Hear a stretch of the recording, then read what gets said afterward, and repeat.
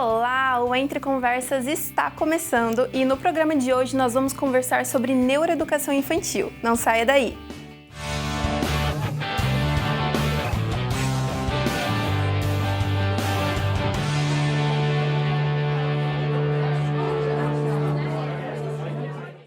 Você força o seu aluno ou seu filho a estudar? Fica intrigado com o comportamento da criança em certos momentos? Como você trabalha o aprendizado delas? É sobre isso que vamos falar no programa de hoje, neuroeducação. E quem está aqui para conversar com a gente sobre esse assunto é o Gustavo Joaquim, psicólogo especializado em neuropsicologia, que vai falar sobre os processos de aprendizagem das crianças. Tudo bem, Gustavo? Seja bem-vindo. Oi, Vivian. Tudo bem? Obrigado. Prazer receber você aqui. O prazer é meu de estar aqui.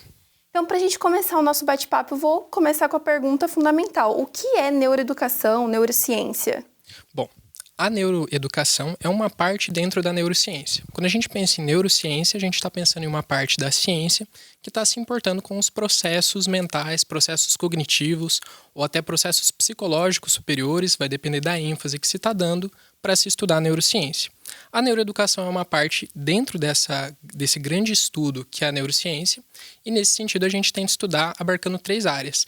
O que a neurociência bruta traz, então, em questão celular, questão mais fisiológica mesmo, orgânica, uma questão psicológica, então como que nós estamos interagindo num campo social e como isso vai impactar também o nosso processo de ensino-aprendizagem juntamente com essa interação com o nosso sistema nervoso e com conteúdos educacionais, então questões ligadas à pedagogia que vão se focar então em tentar entender como que as crianças podem ter um melhor aprendizado.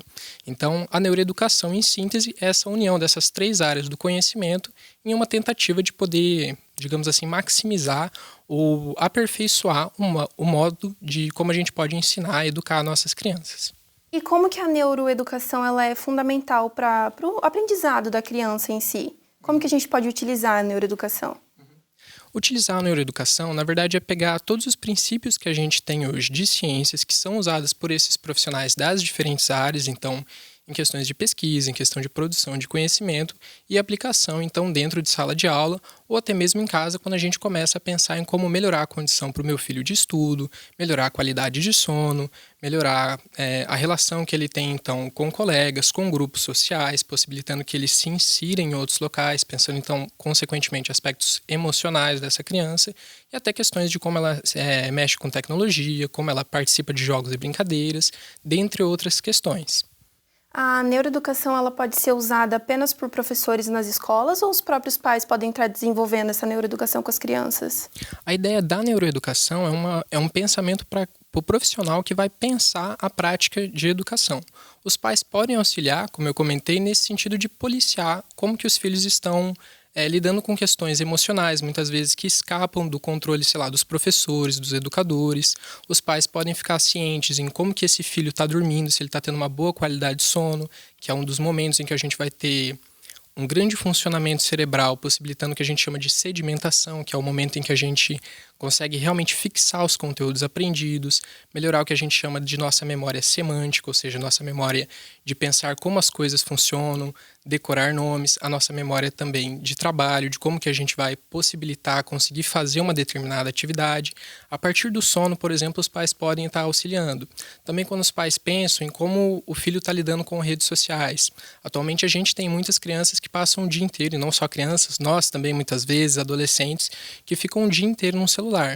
Isso acaba trazendo certos problemas de socialização. Então, talvez poder ficar em cima, verificar se dá para como que está sendo a socialização dessa criança fora do ambiente de rede social, o que ela está fazendo nessa comunicação que ela tem na internet, não no sentido então de demonizar, de menosprezar o que a internet, o que os celulares, os aparelhos eletrônicos têm trazido, porque têm trazido avanços, isso também contribui na educação, mas ficar focado no que essa criança está fazendo, poder policiar esse tipo de coisa, são aspectos de atividades que os pais podem estar auxiliando para tentar entender como essa criança pode estar desenvolvendo seu processo de aprendizagem. Então, os meios digitais, né, às vezes as crianças brincam muito com videogame, vê vídeo no YouTube, as próprias mídias sociais, elas podem atrapalhar, mas isso não significa que você deve cortar totalmente isso da criança, né? Você pode até encontrar alguma atividade na própria internet que possa ajudar na neuroeducação da criança? Com certeza. A ideia é que os meios digitais ou qualquer tipo de tecnologia veio para nos beneficiar, para nos ajudar. Então, assim, não dá para dizer que isso não presta, que isso tem que ser tirado da mão da criança. Mas o pai tem que ser alguém ativo nesse processo de entender o que esse filho, o que essa filha está fazendo, até por questões que extrapolam a educação, né? Com quem que essa criança está se comunicando, qual é o tipo de relação que ela está estabelecendo ali. E outra questão que é, esses filhos podem acabar tendo contato com diversos conteúdos importantes para eles. Então, hoje em dia, com o advento da tecnologia, a gente tem muito conteúdo de ciências humanas, de ciências exatas, de ciências biológicas disponibilizado a rodo no YouTube, disponibilizado de uma maneira que a gente possa auxiliar até que essas crianças criem maior interesse pelos estudos a partir disso. Então, de forma alguma são instrumentos que têm que ser retirados, que têm que ser extirpados, mas tem que ter cuidado em como que essa criança, como que esse adolescente está utilizando. Existe algum problema psicológico que pode ser desenvolvido na criança se ela utilizar alguma coisa que possa atrapalhar a neuroeducação dela? Por exemplo, acessar alguma coisa na internet, possa gerar algum problema psicológico na criança, afetar, assim? Olha, não tem pesquisas recentes e volumosas que nos conduzem a esse tipo de clareza, de certeza tão grande. Mas, assim, ficar atento a aspectos do que essa criança consome pode sim ser um sinal de a gente ter cuidado, porque ela pode estar tendo um acesso a alguma coisa que vai abalar o emocional. Por exemplo, conteúdos às vezes violentos, conteúdos que são de idade imprópria. Esse tipo de coisa pode sim impactar. E dentro da escola, existe alguma atividade que os professores podem fazer para ajudar a neuroeducação da criança? Que tipo de atividades podem ser feitas? Olha, o que a gente tem visto que tende a amplificar, a aperfeiçoar a questão da educação é possibilitar maiores estímulos. Então, não ter somente a leitura, mas possibilitar que o aluno converse, possibilitar que o aluno possa expor as ideias dele, possibilitar talvez debates em sala dentro de conteúdos que permitam isso, possibilitar trocas, pensar em questões que vão além apenas da aprendizagem bruta, então pensar em como que essa criança está se relacionando, se ela tem um bom desenvolvimento motor, porque o nosso desenvolvimento motor está intrinsecamente ligado ao nosso sistema de inteligência, nosso sistema racional, que está intrinsecamente ligado ao nosso sistema emocional. Então, conseguir poder olhar todas essas variáveis, que é um negócio bastante complexo, por isso que a gente, quando pensa em neuroeducação, pensa numa área muito grande, em diversos profissionais atuando, a gente está pensando em poder pegar essa criança de uma forma que não é só unilateral, de uma única forma de estímulo que possa auxiliá-la a se desenvolver. Mas a gente está pensando no que a gente chama de ensino omnilateral. Então, o racionalismo dessa criança, o emocional dessa criança, aspectos motores, de forma que ela tenha uma educação que seja em conjunto, de uma forma mais complexa. E a criança, é sempre bom para a gente influenciar a criança, principalmente trabalhar atividades que você vê que a criança já tem uma habilidade. Isso é importante, tipo, você encorajar cada vez mais a criança? Acredita-se que sim, porque quanto mais você pode incentivar uma criança, mais ela vai ter repertórios de se sentir aceita, de se sentir participativa, de desenvolver autoconfiança. É óbvio, não dá para deixar a criança só fazer aquilo que ela gosta, aquilo que ela quer.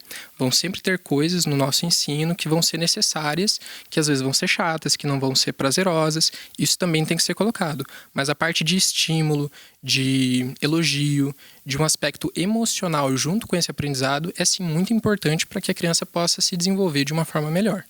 Como que a gente pode fazer, então, para as crianças gostarem daquelas matérias que são mais chatas para elas, né? Como que a gente pode fazer, incentivar elas a estudarem mais e os pais também demonstrarem para eles como é importante o estudo?